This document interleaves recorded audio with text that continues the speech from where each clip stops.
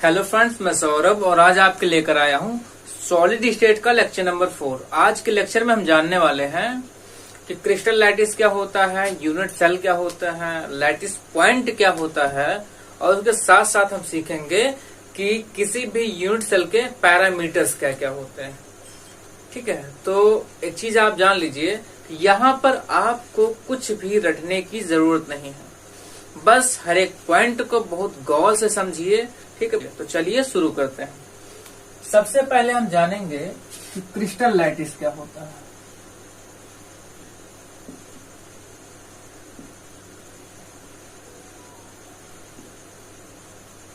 Crystal lattice, ठीक है, तो क्रिस्टल लैटिस की डेफिनेशन जो है वह बहुत ही सिंपल है, बट उससे पहले हम ये जान लें कि किसी भी क्रिस्टल में जो भी उसके कंस्टिट्यूएंट पार्टिकल्स होते हैं वह कैसे अरेंज होते हैं। पहली कंडीशन है कि वो रेगुलरली अरेंज होते हैं। कैसे अरेंज होते हैं? रेगुलरली अरेंज होते हैं, means in a fixed pattern arrange होते हैं। और दूसरा क्या होता है, वो 3D अरेंज होता है, 3D स्पेस में अरेंज होता है। ठीक है, समझ गए? 3D, बस यही दो चीजें ध्यान में रखनी है और हमारी डेफिनेशन कंप्लीट हो जाएगी। तो यहां ध्यान से समझ लीजिए, irregular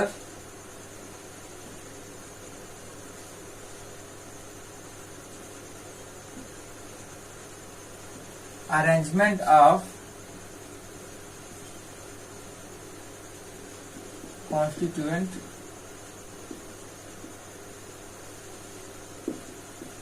particles of a crystal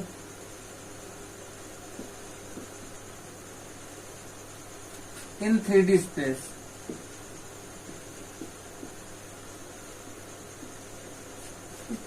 is called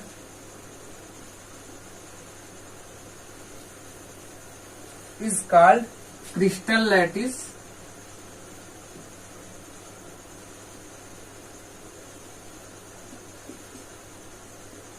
और स्पेस लैटिस।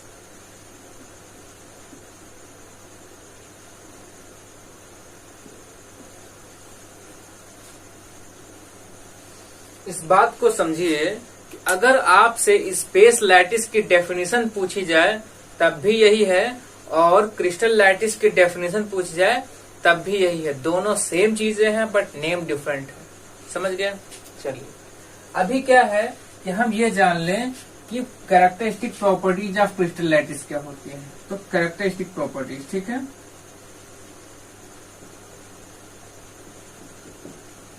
कैरेक्टरिस्टिक प्रॉपर्टी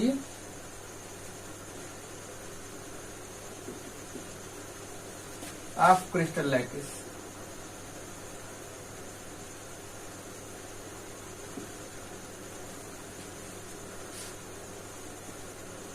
ठीक है, जो पहली प्रॉपर्टी है वो ये है कि each point of crystal lattice, ठीक है, फुल फॉर्म जान लीजिए आप, crystal lattice represent constituent particles.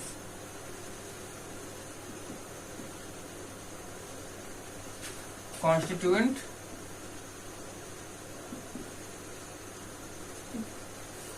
दूसरा क्या है? दूसरा ये है कि each point of crystal lattice is called lattice point or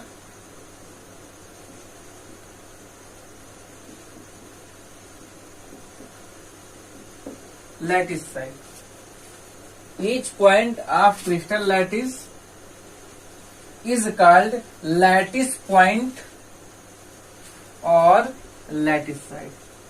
The third property है, ठीक है, we have to join the point, we have to join the lattice point.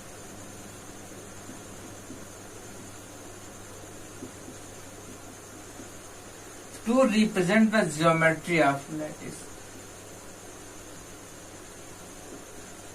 To represent the geometry of lattice.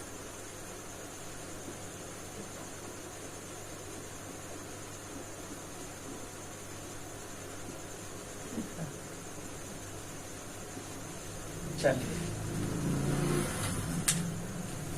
तो ये था हमारा lattice के बारे में, ठीक है, क्रिस्टल लैटिस या फिर स्पेस लैटिस। तो एक बार फिर से समझ लेते हैं कि जो 3D फैशन में रेगुलर अरेंजमेंट होता है किसका, कॉन्स्टिट्यूएंट पार्टिकल्स का, वो कॉन्स्टिट्यूट करता है एक होल क्रिस्टल लैटिस को। समझ गए? तो चलिए आगे देखते हैं। अगला देखते हैं यूनिट सेल क्या होता है।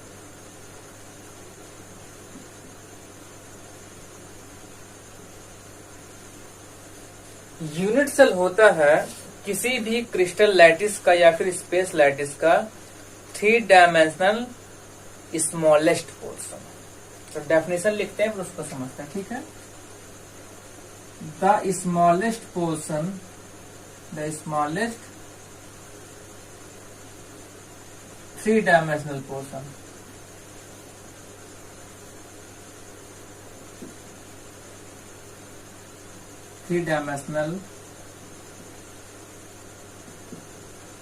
portion of a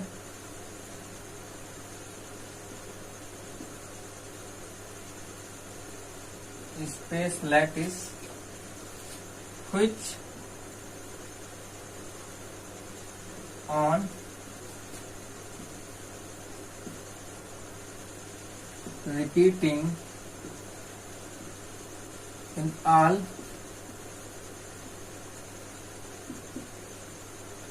possible direction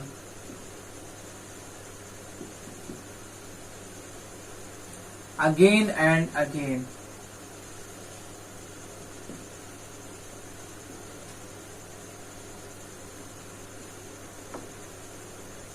forms a whole space lattice।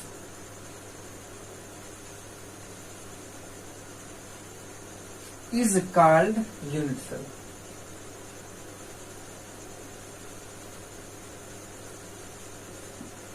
मतलब ये है, ये किसी भी क्रिस्टल लैटिस का वह स्मॉलेस्ट पोर्शन है 3 डायमेंशनल, जो कि अगर हर डायरेक्शन में बार बार रिपीट किया जाए तो किसी कंप्लीट स्पेस लैटिस का फॉर्मेशन करता है।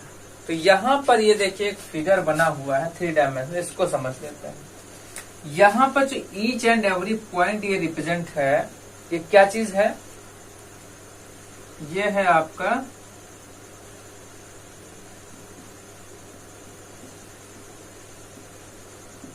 Lattice point. ये क्या है आपका लैटिस पॉइंट। ये जो है एक लैटिस बना हुआ है, ठीक है, ये जो है एक लैटिस है, कंप्लीट लैटिस नहीं है, फिर भी ये एक लैटिस, अगर हम इसको माने कि सिर्फ इतना ही बड़ा है, ठीक है।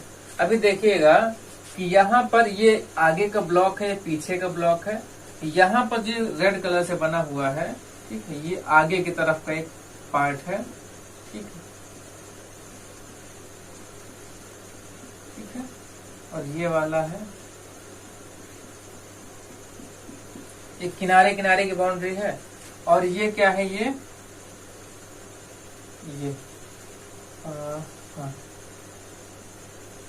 ये वॉल है, ठीक है, ये कौन सी वॉल है, आगे वाली, ठीक है।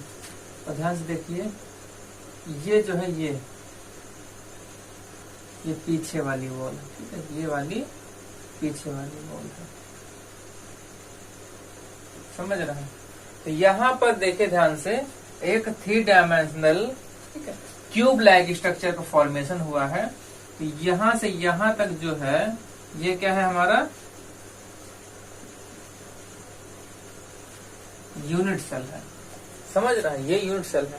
अब ध्यान समझिए, इसके पीछे भी ये वाला भी एक यूनिट सेल होगा, ये वाला, इसके ऊपर ये वाला भी यूनिट सेल होगा। अगर इसको हम देखें 3 डायमेंशनल, इसके पीछे ये वाला है, ठीक, इसके बगल में है, इसके बगल में है।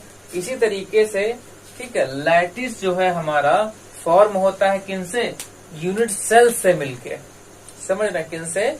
यूनिट सेल के कॉम्बिनेशन से फॉर्मेशन होता है स्पेस लैटिस का या फिर क्रिस्टल लैटिस का। समझ रहे हैं इस बात को? तो चलिए आगे देखते हैं। अभी हम यहां देखने वाले हैं पैरामीटर्स ऑफ यूनिट सेल।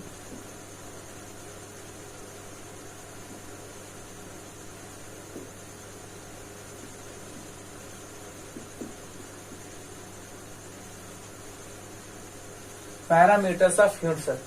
अब ये जान ले कि पैरामीटर्स ऑफ यूनिट सेल क्या होते हैं। Parameters decides shape and size of unit cell.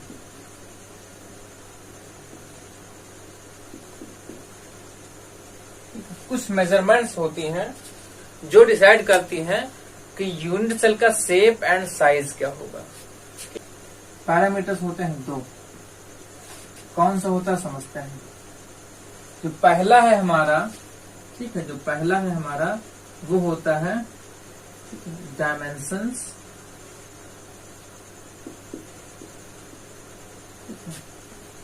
along with edges,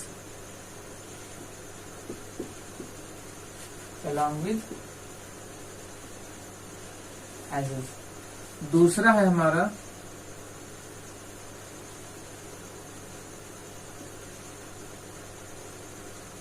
angle between edges. चलिए यहां पर एक यूनिट सेल हम बना लेते हैं, फिर समझते हैं।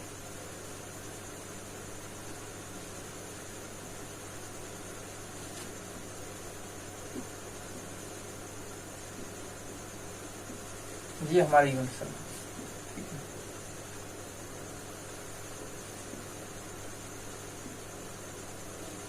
तो हम ये मान लें कि एक्स एक्सिस पे जो हमारा साइड है वो ए है, वाई एक्सिस पे जो है वो बी है और जेड एक्सिस पे जो है वो सी है। समझ रहे? ये हमारी सी है। तो हमारी जो एजेस हो गई वो है हमारी ए, ठीक है, लेंथ है एजेस की। ये हो गई बी और ये हो गई सी। एंगल्स कौन कौन से होंगे? अल्फा होगा, बीटा होगा और गामा होगा। तो जो ए साइड के जस्ट सामने वाला जो एंगल होगा उसको हम अल्फा लेंगे, बी साइड के जस्ट सामने वाला उसको हम बीटा लेंगे और सी साइड के सामने वाला उसको हम गामा लेंगे। समझ रहे हैं? अब ध्यान से समझिए, गामा किसके बीच का एंगल है? ए एंड बी के। तो गामा किसके बीच का है? Between A and B. ठीक है। बीटा किसके बीच का एंगल है? देखिए ए एंड सी। ठीक है। बीटा किसके बीच का एंगल है? ए एंड सी। ठीक है। और अल्फा किसके बीच का एंगल है? अल्फा किसके बीच का है? B and C. अल्फा है हमारा बिटवीन बी एंड सी। समझ रहे हैं? अब एक चीज समझ लेते हैं। ये जो हमारे पैरामीटर्स हैं, on the basis of both parameters, with the combination of both parameters, there are 7 types of unit cells. ठीक है। On the basis of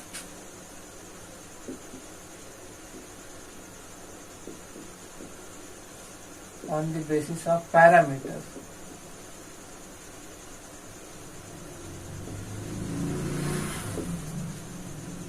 parameters of cell. 7 types of unit cells are there. Types of unit cells exist. और जो ये 7 types unit sales हैं उनको हम पढ़ेंगे अगले लेक्चर में। तो मैं समझता हूं कि आपको ये लेक्चर समझ आया होगा। ठीक है। और अगर आप हमारे चैनल में नए हैं तो चैनल को सब्सक्राइब करिए, लाइक करिए, शेयर करिए और हाँ, बेल आइकन को प्रेस करना बिल्कुल भी मत भूलिए, ताकि आने वाला नेक्स्ट वीडियो आपको मिल सके सबसे पहले।